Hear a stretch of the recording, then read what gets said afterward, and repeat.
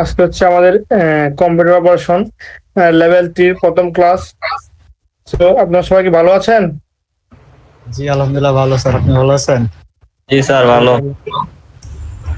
জি sir ভালো আছি।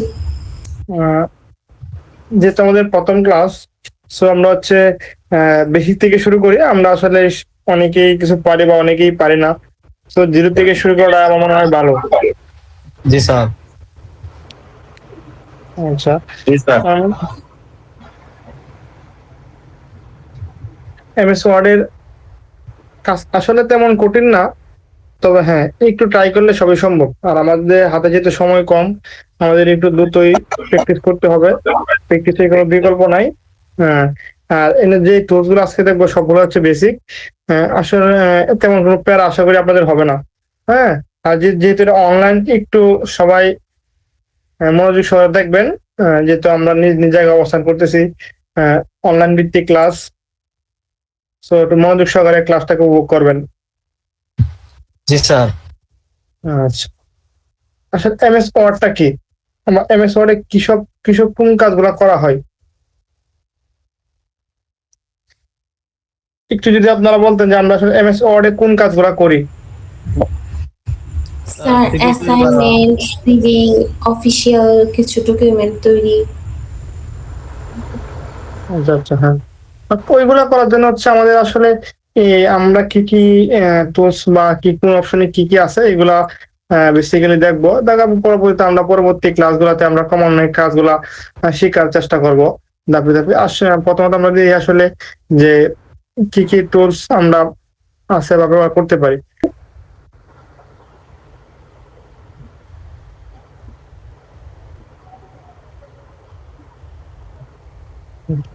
এখন তো আমার স্ক্রিন ক্লিয়ার আছে না? জি স্যার। আচ্ছা, প্রথমে আমাদের আছে উপর আছে টাইটেল বার। আমরা টাইটেল আমরা যে নামে ফাইলটাকে সেভ করব ওই নামটা টাইটেল বারে শো করবে।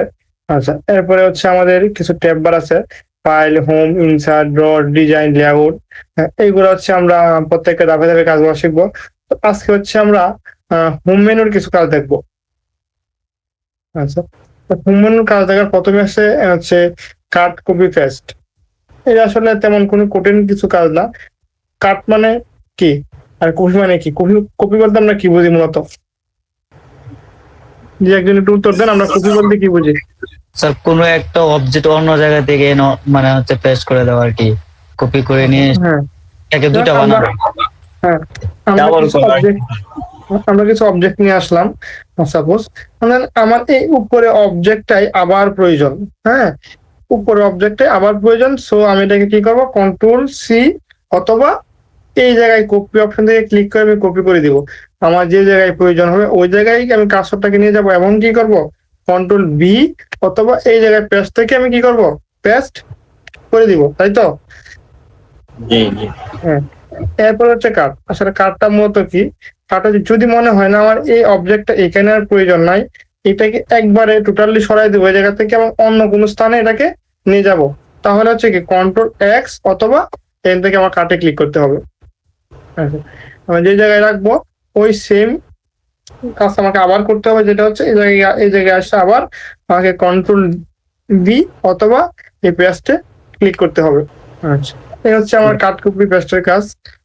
এরপর আছে কি ফরম্যাট প্রিন্টার। এটার কাজটা আসলে মূলত কি? এটা হচ্ছে যদি আমি কোনো নির্দিষ্ট অবজেক্টে কোনো ইফেক্ট ইউজ করি, যেমন ধরেন এটাকে আমি বোল্ড করলাম, এটাকে আমি ইটালিক করলাম, এটাকে আমি আন্ডারলাইন করলাম, এই ইফেক্টটাই আমার নিচে অবজেক্ট গুলোতে আবার প্রয়োজন। সো আমি এটাকে আবার পুনরায় ওই অবজেক্ট গুলা ব্যবহার না করে এই ইফেক্টটা আমি সেম টু সেম অন্য অবজেক্টে পেস্ট করতে পারি। তো সেটা আমি কেমনে করব? আমি এই যে অবজেক্ট থেকে আমরা অবজেক্টটাকে কপি করতে চাইতেছি, সেই অবজেক্টটাকে মার্ক করে নিব, ফরম্যাট প্রিন্টারে ক্লিক করব এবং দেন আমার কিন্তু কার্সরের এই আকার চেঞ্জ হয়ে গেছে। আগে ছিল একটা, আমার সাথে একটা ব্রাশ কিন্তু যুক্ত হয়েছে। আমি কি করব, এই ব্রাশটা যতটুকু আমি মার্ক করবো ততটুকু আমার ওই উপরে যে অবজেক্টটা ছিল অবজেক্টটা এনে চলে আসবে। তাই আসছে কিন্তু। জি আসছে। এটাকে এখানে কিন্তু আমার ফন্ট নেম একটা বার আছে, আমি ফন্ট নেম চেঞ্জ করার জন্য একটা বারে ক্লিক করতে পারি। এটা হচ্ছে আমার যত প্রকার ফন্ট আছে, ফন্টের নাম যেগুলো সবগুলো জায়গায় শো করবে। আর যেই আবারও বলি আমি, আপনি এমএস ওয়ার্ডে আসলে যে কাজটা করবেন, আপনি যতটুকু চেঞ্জ করবেন বা যতটুকু পরিবর্তন করবেন, যতটুকুর মধ্যে একটা অবজেক্টের মধ্যে আপনি ইফেক্ট ইউজ করবেন, সেক্ষেত্রে আপনাকে ততটুকু অবজেক্ট মার্ক করে রাখতে হবে। আপনি যতটুকু একটা অবজেক্টের আপনি নাম চেঞ্জ করবেন বা একটা লেখার নাম চেঞ্জ করবেন, নিচের একটা অন্য একটা ফন্ট নেম দিবেন, তো সেক্ষেত্রে হচ্ছে আপনার ওই ফন্টটাকে সিলেকশন বা ওই অবজেক্টটাকে সিলেকশন করে নিতে হবে। সিলেকশন করলাম, কারণ আমার এই যে লেখাটা আছে এটাই আমার টাইম নিউ মানে প্রয়োজন।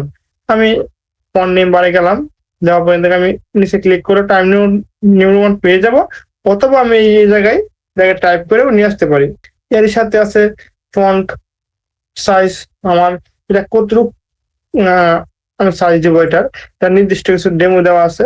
আমাদের এখান থেকে কিন্তু এমসিকিউ থাকতে পারে যে MS Word default font size কত, এবং এটার একটা এরকম এমসিকিউ আপনাদের থাকবে, ওইগুলো আপনারা একটু লক্ষ্য রাখবেন বিষয়গুলা। এরপরে হচ্ছে আমি চাইলে কিন্তু এটাকে আমার কিবোর্ড কমান্ডের মাধ্যমেও ছোট বড় করতে পারি। তো সেটা সেই কিবোর্ড কমান্ডটা কি, কন্ট্রোল ফার্স্ট থার্ড ব্র্যাকেটে কি হইতেছে আমার এটা ছোট হইতেছে, সেকেন্ড থার্ড ব্র্যাকেটে আমার কন্ট্রোলটা বড় হইতেছে, তাই তো? জি স্যার। আচ্ছা আচ্ছা, এটা কিভাবে করলেন বুঝতে পারিনি।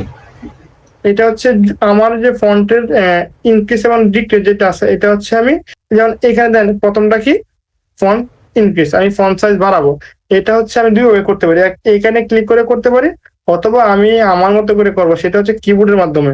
কেমনে, কন্ট্রোল ফার্স্ট ব্র্যাকেট, আমার ফন্ট দিতেছে এক এক করে কমতেছে কিন্তু এখন। আচ্ছা, সেকেন্ড ব্র্যাকেট দিলে এক এক করে বাড়তেছে। তৃতীয় বন্ধনী যেটা কিবোর্ডের আপনাদের দেন, তৃতীয় বন্ধনী দ্বিতীয় বন্ধনী দেওয়া আছে, একটা কি দুইটা কি একসাথে, এন্টারের সাথে কি আছে দুইটা। এরপরে এর সাথে এটা হচ্ছে ইমেজ ভিত্তিক কিছু থিম, আপনাকে ইমেজ লোগো গুলা দেখে চিনতে হবে আসলে তার কাজ কি, এটা আপনাকে আপনাদের কাজ করার মাধ্যমে প্র্যাকটিসের মাধ্যমে মনে রাখতে হবে বিষয়টা। আচ্ছা, এরপরে আমি এটাকে সিলেকশন করলাম, দেন আমি ভুলক্রমে এই এতটুকু লাইন, দেন এটা হচ্ছে আমার একটা টাইটেল। তোমার এই টাইটেলটা হচ্ছে আমার একটু ক্যাপিটাল লেটারের প্রয়োজন, কিন্তু আমি বোল্ড করে রেখে বেশি স্মল সেন্টেন্স লেটারে। আমি সবগুলো আমার ক্যাপিটাল আমি কেমনে আনবো, আমি তো আবার টাইপ করবো না অবশ্যই।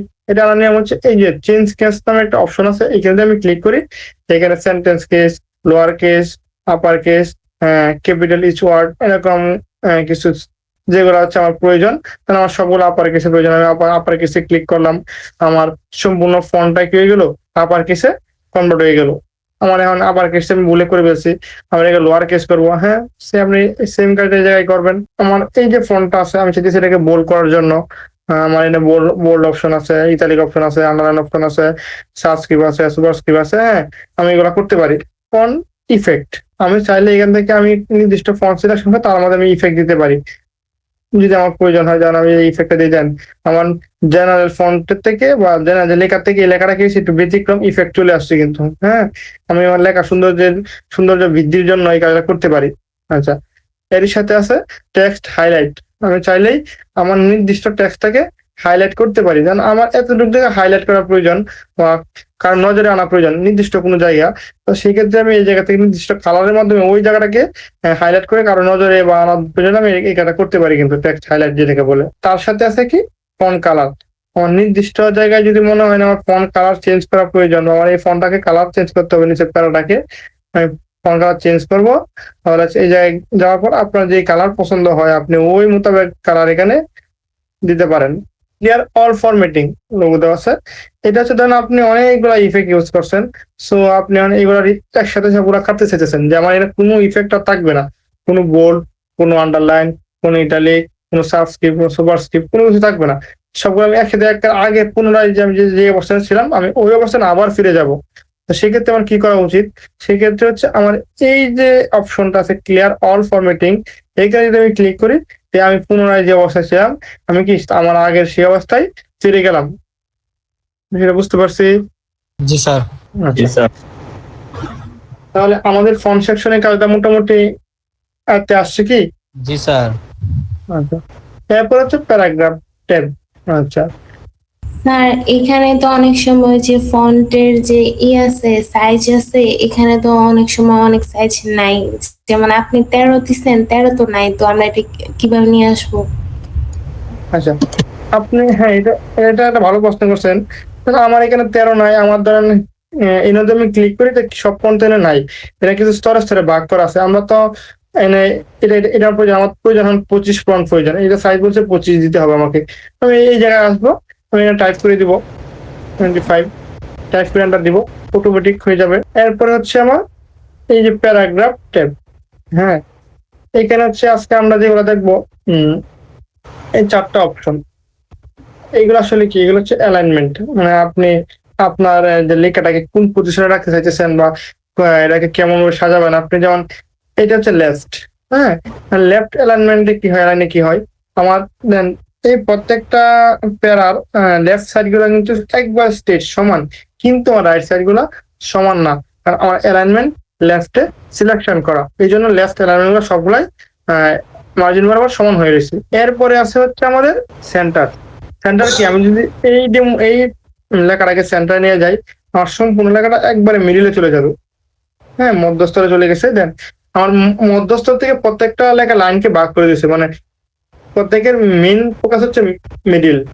এটা আমি কিবোর্ডের মাধ্যমে করতে পারি, এখানে ক্লিক করে করতে পারি। যেমন লেফটের জন্য কন্ট্রোল এল, সেন্টারের জন্য কন্ট্রোল কি, কন্ট্রোল ই। কন্ট্রোল ই। এরপর আছে হচ্ছে আমাদের, আমি সেন্টার এনে ক্লিক করে করতে পারি।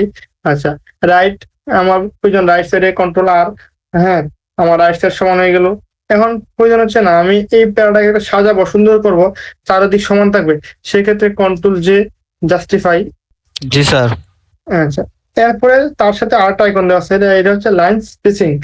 আমার একটা লাইন থেকে অন্য একটা লাইনের দূরত্ব আমি বাড়াবো না কমাবো, বা আমি লিখতেছি আমার কাছে মনে হচ্ছে না, এটা কমাইলে আমার এই লেখাগুলো একটা পেজে আটতো, আমি আড়াইতে পারতাম, বা এখন আমি আড়াইতে পারতেছি না, বা দূরত্বটা বেশি হয়ে গেছে, সেই ক্ষেত্রে আমি কি করলাম, আমার যতটুকু করার দরকার ততটুকু সিলেকশন করে নিলাম, লাইন স্পেসিং এর ক্লিক করলাম।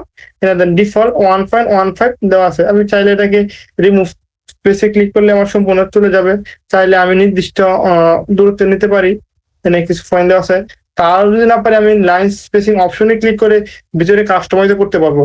যদি আমার একটা নির্দিষ্ট পয়েন্ট প্রয়োজন যেটা এখানে দেওয়া নাই, তো সেক্ষেত্রে আমি কি করতে পারবো, লাইন স্পেসিং অপশন থেকে ভিতরে ঢুকেও এই কাজটা করতে পারবো। এরপরে হচ্ছে শেডিং কালার, হ্যাঁ, আমরা যেমন এখানে টেক্সট হাইলাইট করছিলাম নির্দিষ্ট অংশ বরাবর, হ্যাঁ।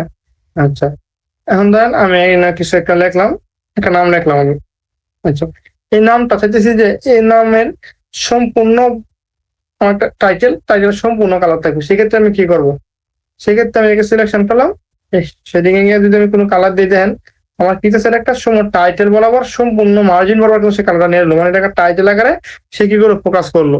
এরপরে ক্লিক করতেছেন, এটা বুঝিনি আপনার কথা, কোথায় ক্লিক করছেন, মানে এটা বুঝতে পারি নাই। এটা হচ্ছে এই জায়গায় আমার শেডিং কালার নামে একটা লোগো আমরা দেখতে পাইতেছি। জি জি। দেন আমি এটাকে আবার রিমুভ করি, আমি এটা আমার প্রয়োজন নেই, আমি নো কালার দিলাম। এই জায়গায় এই যে ধরনের একটা টাইটেল, আমি চাইতেছি যে এটা সম্পূর্ণটা একটা টাইটেল ফোকাস করবে, সেক্ষেত্রে আমার কি করে নিও, সেক্ষেত্রে হচ্ছে আবার এটাকে সিলেকশন করলাম, করার পর আমি শেডিং এ গেলাম, যাওয়ার পর আমি আমার যে কালার প্রয়োজন বা যেটা আমার ভালো মনে হয় আমি ওই কালারটাতে পুরা টাইটেলটাকে আমি হাইলাইট করে দিলাম, মানে শেডিং করে দিলাম আর কি, শেডিং কালার দিয়ে দিলাম একবারে। এরপরে হচ্ছে আমার এই যে একটা ছোট বক্স দেখা যাচ্ছে, সেটা হচ্ছে বর্ডার। আমি চাইলে আমার এই যে প্যারাগুলো আছে বা এই লাইনগুলোকে আমি বর্ডার আওতায় আনতে পারি, আর বিশেষ করে এটা ব্যবহৃত বেশি টেবিলে, তা আমরা চাইলে টেবিলে ব্যবহার করি, কিন্তু আমরা চাইলে এটাকে আমার এই প্যারাতে ব্যবহার করতে পারি।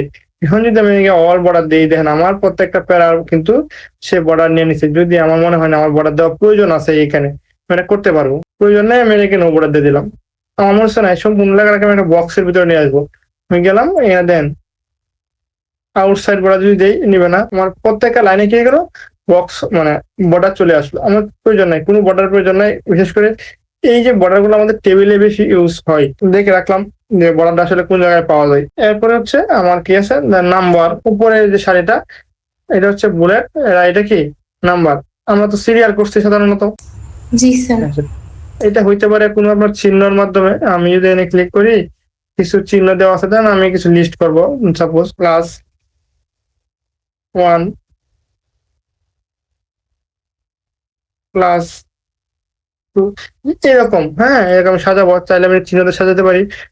এই যে সিরিয়ালটা আমি করতে পারি কিসের মাধ্যমে, এখানে নাম্বারের মাধ্যমে, যে আমি সংখ্যাগুলো লিখবো না, ক্লাস 1 2 লিখবো না, ক্লাস 1 2 অটোমেটিক আমার নাম্বারের মাধ্যমে চলে আসবে।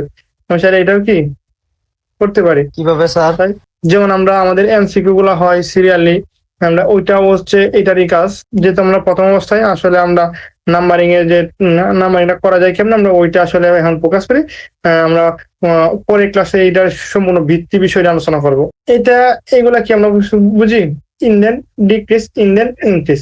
আমার যে এই যে প্যারাটা আছে বা এই যে লেখাটা আছে, আমি চাইতেছি এটা নির্দিষ্ট আমার মার্জিন, আমার কিন্তু এটা মার্জিন থেকে শুরু করতে, আমি চাইতেছি এটা নির্দিষ্ট একটা দূরত্ব থেকে আমি শুরু করব। আমার এই মার্জিন থেকে এটা আরো হাফ ইঞ্চি ভিতরে থাকবে। সেক্ষেত্রে আমি যদি এখানে ক্লিক করি, ইনক্রিজে ক্লিক করি, দেন এটা কিন্তু অটোমেটিক ভিতরে নিয়ে যেতে আসে। হ্যাঁ, আমি বেশি বা আমার এটা ভিতরে আছে, আমি যদি এখানে মার্জিন বরাবর আনার জন্য, সেক্ষেত্রে আমি এনে কি করবো, ডিক্রিজ ইন্ডেন্টে ক্লিক করবো, এটা অটোমেটিক আমার এদিকে নিয়ে আসবে। এই যে আমরা ফন্ট প্যারাগ্রাফ সেকশন দেখলাম বা ফন্ট সেকশন দেখলাম, কার কোনো প্রশ্ন? স্যার ইন্টেনশনটা একটু বলেন। এটা হচ্ছে আমার এই যে প্যারাটা আছে, এটাকে চাইতেছি আমার যে মার্জিন যেটা আছে, আমার লাগে কিন্তু মার্জিন এদিকে আর আসবে না, এই মার্জিন থেকে একটু ভিতরে নিয়ে যাইতে। হ্যাঁ, আমার কাজ করার সুবিধার্থে বা কাজটাকে সৌন্দর্য করার জন্য আমি এটা চাইছি একটু ভিতরে নিয়ে গেলে কাজটা হয়তো সুন্দর দেখতে লাগবে, হয়তো বা এটাকে সুন্দর দেখা যাবে। সেই ক্ষেত্রে আমি চাইছি যে এটাকে একটু ভিতরে নিয়ে যাবো। এই যে এর সাথে কোনো চিহ্ন দেওয়া আছে, চিহ্নটা কোন দিকে? ইনক্রিজ, মানে ভিতরের দিকে। স্যার ডান দিকে, ভিতরের দিকে। আমি যদি ক্লিক করি, আমার প্যারাটা আস্তে আস্তে কি হচ্ছে, ভিতরের দিকে মুভ করতেছে। আমি একটু না, আমি এটা এখন ভিতরে আছে, কিন্তু আমি চাইছি একটা মার্জিন বরাবর নিয়ে আসার জন্য এই ডিক্রিসে ক্লিক করিস, এটা অটোমেটিক কি হচ্ছে আমার মার্জিন বরাবর চলে আসছে কিন্তু, তাই তো? স্যার এরপর আছে এ টু জেড। এটা হচ্ছে যদি মনে করেন যে আমার একটা টেবিল আমি কোনো কিছু লিখলাম, ওইটাকে যদি মনে হয় না আমার এই অ্যাসাইনিং ডিসেন্ডিং তো আমরা শুনে আসছি নাকি, ছোট থেকে বড়, বড় থেকে ছোট, জি স্যার। ওইটাকে করার জন্য সাধারণত এটা ব্যবহার করা হয়। আচ্ছা, এটার জন্য আমরা টেবিল করবো বা কোন টেবিলের কাছে যাবো, তো আমরা দেখে নিবো, দেখে আমরা করার চেষ্টা করবো আর কি। আর এখানে আর কি আছে, ফাইন্ড এন্ড রিপ্লেস। ফাইন্ড মানে কি? খোঁজা। খুঁজে পাওয়া। আমার কোনো অবজেক্টকে যদি আমার বুঝতে হয় যে আমি চাইছি আসলে এই এই লেখাটা বা এই ধরেন আমি ইট দিয়ে খুঁজছে, মানে ইট কতবার আছে, আমি ইটকে খুঁজবো। তো ইটকে খোঁজার জন্য আমি ফাইন্ডে ক্লিক করলাম, যতগুলো ইট আছে সবগুলো ইটি কি হয়ে গেছে, আমার হাইলাইট হয়ে গেছে, কিন্তু সাথে আমার ট্যাবও একটা ওপেন হয়েছে। ইট যতগুলো ছিল সবগুলো ইটি কি হয়ে গেছে, আমার পূজা হয়ে গেছে। আমার যে আমি মেইন প্যারাতে আমি লক্ষ্য করি, দেন যে যে জায়গায় ইট লেখা আছে ওই ওই জায়গা কি হয়ে গেছে, আমার মার্ক কিন্তু হয়ে গেছে, তাই তো? এখন ধরেন আমি একটা লাইক, এই লাইক থেকে আমি একটু কপি করলাম। এখন আমার কথা হচ্ছে এই লাইক থেকে আমি এই লাইক লেখাটার সাথে কিছু যুক্ত হবে, আমার না ভুল করছে, যেমন কি কি যুক্ত করতে হবে আমি লাইকের সাথে? ডিসলাইক। ডিসলাইক, DIS নাকি? জি। আচ্ছা, কারণ আমি কি করলাম, এই রিপ্লেস অলে ক্লিক করলাম, আমার যত জায়গায় লাইক ছিল অত জায়গায় কি হয়ে গেছে, অলরেডি আমার লাইক মনে হয় এক জায়গায় ছিল, অটোমেটিক এনে ডিসলাইক হয়ে গেছে। কিন্তু তাহলে আমরা কি বুঝতে পারলাম আসলে আমাদের আজকের সেশনটা কতটুকু ছিল বা কি কি কাজগুলা, এই কাজ নিয়ে কারো কোনো প্রশ্ন? স্যার ওই যে ওইখানে যে স্টাইল লেখাগুলো আছে ABCD বড় হাতের অক্ষরগুলো, যে এইগুলো স্যার একটু দেখাবেন না? এনে আমি আসলে এটা, হ্যাঁ এটা আমাদের, এটা আমার একটা হেডিং, যেমন কিন্তু নর্মালি আছে। এখন চাইলে আমি এটাকে হেডিং 1 হেডিং 2 তে অ্যাড করতে পারি। তাহলে আমি সিলেকশন করলাম, এটাকে আমি হেডিং 1 এ দিলাম। স্যার এটা দেওয়ার উদ্দেশ্য কি আসলে মূলত? হেডিং 1 এ দেওয়ার পর এই যে প্যারাটা আছে, এটা আমার এই যে লাইনের আওতাভুক্ত চলে আসে, তার সাথে কিন্তু একটা আইকন যুক্ত হয়েছে। আমি যখন এই আইকনে ক্লিক করতেছি, এই যে প্যারাটা সম্পূর্ণ কি এই হেডিং এর আওতাভুক্ত, হেডিং 1 এর আওতাভুক্ত। আচ্ছা, যখন এটা কেমনে অ্যাড করলেন স্যার? এই যে প্যারাটা আমি প্রয়োজন আমি সামনে নিয়ে আনবো, প্রয়োজন আমি সামনে এটাকে আনবো না, সেক্ষেত্রে যদি আমি এই যে এরোতে ক্লিক করি, আমি চাইলে এটাকে হাইড করতে পারি এই হেডিং এর আন্ডারে। আবার যেন মনে হয় এটা আমার এখন প্রয়োজন আছে, আমি যদি এই এরোতে আবার ক্লিক করি, আমার এর আন্ডারে যতটুকু প্যারা ছিল সম্পূর্ণ প্যারায় অটোমেটিক সামনে চলে আসছে। হেডিং এর আইকনটা কিভাবে আসছে? আমি এটাকে মার্ক করলাম, মার্ক করে হচ্ছে ওই হেডিং 1 এ ক্লিক করলাম। তো বিষয়টা বুঝতে পারলাম তো নাকি? জি স্যার। জি স্যার। আর কোনো প্রশ্ন? সাবস্ক্রিপ্ট একটু দেখাইলে ভালো হতো। সাবস্ক্রিপ্ট, সুপারস্ক্রিপ্ট, যেমন ধরেন আমরা আসলে যেটা করি যে যেমন পানির সংকেত, বা আমি লাগবো হচ্ছে এস A square plus B square, আমি এ দিলাম প্লাস বি দিলাম, দিলাম। এই যে টুটা তো আমার এ স্কোয়ার প্লাস বি স্কোয়ার কি হয়েছে? এটা হয় নাই, কিন্তু আমার টুটা কি এর পাওয়ার হিসেবে প্রয়োজন। আমি টুটাকে সিলেকশন করলাম, এই যে সুপারস্ক্রিপ্টে ক্লিক করলাম, এটা উপরে চলে গেছে, কিন্তু এ স্কোয়ার প্লাস বি স্কোয়ার একটা রূপ আমরা বুঝতে পারতেছি, তাই তো? জি স্যার। আচ্ছা, এখন ধরেন আমি একটু নিচে আসি, আমরা যেটা বলি একটু ফুল স্ক্রিন কি আপনাদের কাছে শো মানে দেখা যাচ্ছে তো ঠিক মতো নাকি? দেখতে পারতেছেন তো ঠিকঠাক মতো? জি স্যার। যেমন সাজেস্ট, যেমন পানির সংকেত H2O, সরি 2O, কারণ 2টা কি আমার যে যে এই H2 যে ফর্মেট অনুযায়ী 2টা আমার কই থাকে? S এর স্যার নিচে থাকে, S এর নিচে অবস্থান করে। তো সেই ক্ষেত্রে আমি এটা সিলেকশন করলাম। আমি এটা কি এই যে সাব অপশন আছে এইখানে যে আমি সাবস্ক্রিপ্টে ক্লিক করি তখন এটা অটোমেটিক কি গেছে নিচে চলে আসছে। কারণ আমার কি H2 এর সঙ্গে আমার বোঝাই দিছে আমার কি সেমর সাথে মিল বসছে কিনা। জি স্যার। এই হচ্ছে আমার কাজ, এই সাব আর সুপারের। জি স্যার, ধন্যবাদ। ঠিক আছে, আপনাদের কাজ হচ্ছে এই যে কাজগুলো আছে এই কাজগুলো বাসায় বেশি বেশি প্র্যাকটিস করবেন। হ্যাঁ, এই প্র্যাকটিস করলে হচ্ছে আপনাদের আসলে সবগুলো বিষয় ক্লিয়ার হবে। আশা করি সবাই আপনাদের কাজগুলো ঠিকঠাক মতো প্র্যাকটিস করবেন। এবং যত প্র্যাকটিস করবেন সেক্ষেত্রে আপনার তত হচ্ছে কাজের প্র্যাকটিসের যে দ্বারা যত স্পিড হবে তত আপনার কাজের প্রতি একটা আকর্ষণ হবে এবং কাজগুলো স্পিডে আপনি করতে পারবেন এবং তত তাড়াতাড়ি আপনারা লেভেলের জন্য তৈরি হইতে পারবেন আর কি। বিষয়টা আমাদের আজকের ক্লাস এই পর্যন্তই। স্যার আগামী ক্লাসে কি থাকবে স্যার? আগামী ক্লাসে হচ্ছে আমরা ইনসার্টের যে বিষয়বস্তুগুলো আছে ওইগুলো নিয়ে একটু বেসিক আলোচনা করবো আর কি। জি স্যার। ইনসার্টে তো আসলে অনেক কিছু আছে, আমাদের অল্প অল্প করে শিখতে হবে। আমরা একদিনে তো সবগুলো শিখতে পারবো না, যেহেতু আমরা নতুন অবস্থায় আছি। জি স্যার। ঠিক আছে, সবাই ভালো থাকবেন, সুস্থ থাকবেন। আজকের ক্লাস আমাদের এই পর্যন্তই।